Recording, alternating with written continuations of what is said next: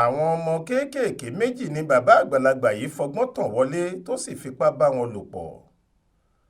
ní báyìí ọwọ́ ọlọ́pàá ti tẹ bàbá àgbàyà kan ọ̀gbẹ́ni Uzam Ibrahim ẹni 70 ọdún 79 tí wọ́n fẹ̀sùn kàn pé ṣe ló fipá bá àwọn ọmọdé méjì kan sùn lágbègbè Jimeta níjọba ìbílẹ̀ Yola nípínlẹ̀ Adamawa.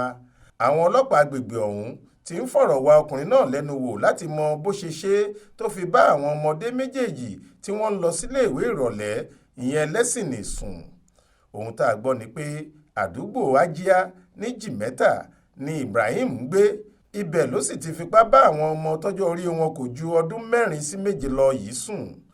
bàbá àwọn ọmọ yìí Uzam Ibrahim ni wọ́n ló lọ́ọ́ fi ìṣẹ̀lẹ̀ ọ̀hún tó àwọn ọlọ́pàá létí nígbà tó ṣàkíyèsí pé àwọn ọmọ ọ̀hún ń jẹ̀rora ńlá nígbà tí wọ́n bá fẹ́ tọ̀ táwọn agbófinró sì lọ́ọ́ fọwọ́ òfin mú un lọ́jọ́ 4 oṣù kẹrin yìí.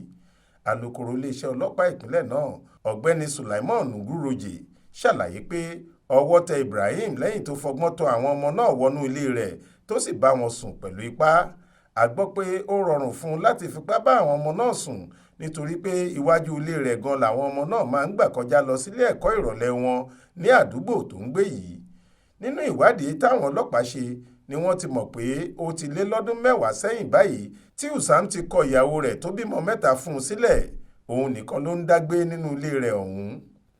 kọmíṣánná ọlọ́pàá ìpínlẹ̀ náà CP Afọlábí Babátọ́lá ti sọ pé káwọn ọlọ́pàá ṣiṣẹ́ wọn bí iṣẹ́ kí wọ́n sì tètè gbé ẹjọ́ Ibrahim lọ sí kóòtù fún ìdájọ́ tó péye. Adéwálé Adéoyè ló ṣàkójọ ìròyìn yìí fún iléeṣẹ́ tẹlifíṣàn Aláròye online. Faith Adébọ́lá ló kà á sétí ìgbọ́ yín.